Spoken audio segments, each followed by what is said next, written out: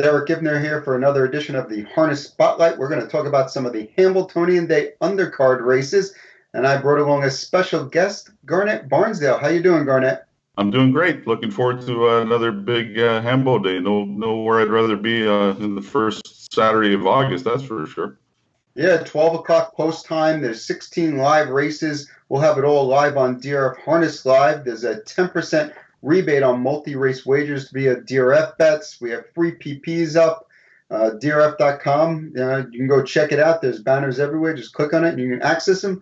We're going to talk about two races, the first of which is race number 6. It's the $100,362 Shady Daisy for 3-year-old fillies. And we handpicked two of the tougher races on the card, Garet. I think so. I think there's a number of different ways these races can go, but I have a pretty strong choice in the next race. This one, not so much. Well, this one, I think you've basically seen this division. They've kind of gone back and forth. Stonebridge Soul has been on the biggest roll, and we're going to take a look at her win last week in the Adio Volo, where she went wire to wire in that race. You see here, she's coming around the turn. Driver Tim Tetrick's going to the whip, and he's going to hold off a late charge from Odds on St. Lucie on the far outside, and I think it's Sweet Heaven between horses. It was a pretty nice effort, I would think, and it's her third stake win in a row. But now the company gets a little bit tougher here because you got War with You Butte in the race, Tall Drink Hanover, who beat her last week in the race, and Treacherous Rain. Yeah, you know, the more I look at this, the more I realize that this race absolutely does go through Stonebridge Soul. When you look a little deeper, the last two starts there, she enjoyed a 29-3 second quarter in the Mistletoe Chalet and a 29-4 second quarter last time. Now you got to kind of try and ask, can this race go a little bit differently? Is she going to get that breather that, makes the difference for her? And the more I look at the race and I see Treacherous Rain lined up in pole 7 here, she put her to a 26-2 third quarter first up last time, which was kind of disastrous for Treacherous Rain. So I think there might be a little more action in this race in the middle of the race, and that could set up for somebody else. I really do like Treacherous Rain in this race, but it's for multiple reasons. First of all, she was a little bit short last time, I'd have to think. She had missed almost, 4 weeks of action. She's adding Lasix for this start. She's probably going to be the best price of the group because she's got the furthest most outside post. She's coming off the worst line. I just think all the box seem to check for me for Treacherous Rain as the top pick. I don't know if she's the best horse. I don't know if she's definitely going to win, but if we're going to get the best price on her, I think she's the way I have to go. Yeah, I think it makes sense to price shop in this race. I think any of the 4, Warwi, You Butte, Tall Drink Hanover, Stonebridge Soul, or Treacherous Rain can win it. For me, I went to Tall Drink Hanover as my top pick. She could have easily won the Mistletoe Chalet, I think, if she got room, say, even maybe 3/5 of a second earlier. Like, she was coming that fast. And then last time she tripped out, but she powered home. And I think she's the kind of mare that's probably going to just sit there while all the action kind of goes on and look for room in the stretch. And I typically don't like betting horses that sit and wait, but this isn't our grandfather's harness racing anymore. Horses always seem to get room when they need it now. So you kind of got to look at it a little bit differently, I think. It's a 9-horse field. Do you feel like any of the other horses in here, Trillions Hanover, J.K. Marty says, Bestseller Hanover, Sylph Hanover, Odds on St. Lucie, have a legitimate chance to win or even maybe hit the exacta? I don't, but I did make a note on Odds on St. Lucie where it says loomed. I like that move she made turning for home last time. She kind of flattened out a bit, but if she's on cover or maybe she finds some room up the inside, I think she's a good one to use maybe on the bottom of the trifecta and the superfecta this race. Okay, so the Shady Daisy, I went with Treacherous Rain here, and you went with Tall Drink Hanover, correct? Correct. All right, we're going to move on to race number 10. It's the John Cashman Memorial, $280,000 on the line. We have a field of 10 in this race, with the morning line favorite being Guardian Angel Oz. We're going to take a look at what Guardian Angel Oz did last time in the Spirit of Massachusetts at Plainridge Park, and you see him here on the lead. Tim Tetrick's going to go to the whip and hold off a late charge from the veteran. It wasn't the toughest field in the world, but I guess a win is a win, Garet.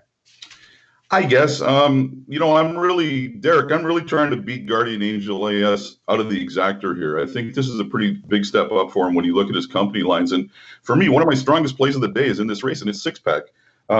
His race two back was just one of the best races I've seen this year when he got nipped by Atlanta. There's some people that alluded to the fact that he bounced last time. The only thing I think he bounced into was it was a poor post and a bad trip. He was pretty much in an impossible spot. He has his nose in the gate where he likes to be. You know, Aki's going to go with him. And for me, if I can get anywhere close to 9-2, which is the morning line, this is probably going to be my biggest bet of the day, I think. Another point on that last race was he was racing without Lasix because it was the Hamiltonian maturity, and you're not allowed to use it in that race. And I'm also on the six-pack bandwagon. I really like him in this spot. Do I think he's a lock? No. I felt stronger about him in the Graduate, where he just got beat by Atlanta, and obviously she's not in this race. But I know he's going to be forwardly placed. I think he's the fastest horse. I can't see playing Guardian Angel odds at what's probably going to be whatever it is, 7-5. I think there's too many other horses that can beat him.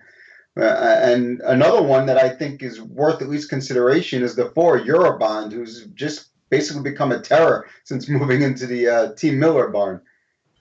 Yeah, he's been really hot. Crystal Fashion raced big last time. I think I think you got to consider him when you're betting your exactors. And a horse I kind of got a bit of circle around his most recent chart lines is a $50 bill. I mean, we know this horse is capable.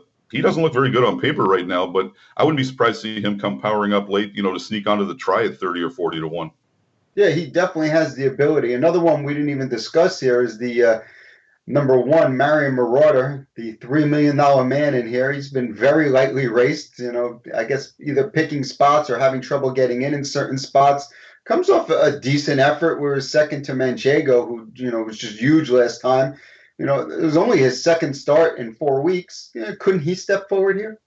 Absolutely. He made a big move to the front there and then was overtaken. It was a good race. I mean, for, 27,500, I don't think they particularly needed to win that race. But if he was pointing to the Cashman, where it's a $280,000 purse, it's a perfect tightener, really. Also in the field is Cruzado Della Noche. I mean, you kind of get to the point where you feel like he, kind of is in bad shape because they're not going the added distance. And, even his trainer seems to think that they need the added distance. So I get the impression they're going to be aiming for the Yonkers International again. And this isn't the main goal. No, but you know what? I mean, he's raced 5 times and still made over 100,000 already. He's in there second, third, fourth. Not a bad horse to put on your tries or supers. I don't really like him to win the race, though. Okay. 16 race card here. We both went with 6-pack in the Cashman. Anything else on the card that sticks out for you? Is there a horse that you've been saying, you know what, I'm really looking forward to playing this one? I like Backstreet Shadow a lot in the first, but I don't know what kind of a price I'm going to get on him. If I could get 3-2, 8-5, I might try to start my day off with a bang and put a fairly large wager on it, but I don't know if I'm going to get that. But this horse, I've seen him all last year in Canada. He was very good. Right now, he's very much better than he was last year, and I think he's going to be hard to beat. Yeah, I believe he moved into the Burke barn a couple of starts ago and hasn't missed a beat. If anything, he's gotten a little bit better. Right.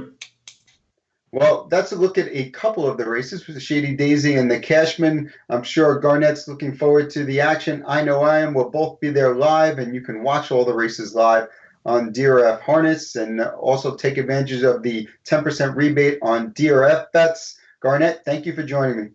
Anytime, Derick. See you Saturday. Good luck. Thank you. You too.